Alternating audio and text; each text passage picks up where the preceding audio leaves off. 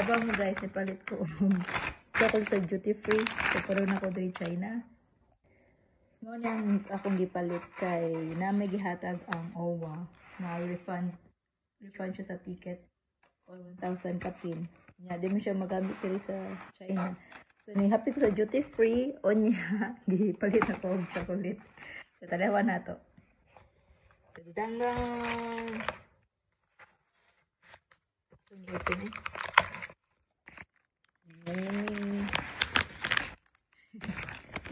Mo ni siya ikata sa kuan kanang refund sa OWA.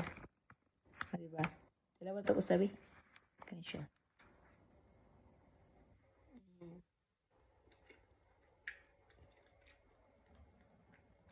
Hindi. Ganyan siya. $17. So, 1,000 something. Ang kwarta nga gihatag sa OWA. So, kamo guys, magbadyo mo sa OWA para na may refund. Kung katong padong sa abroad, hapit mo sa OWA. Okay? Enjoy!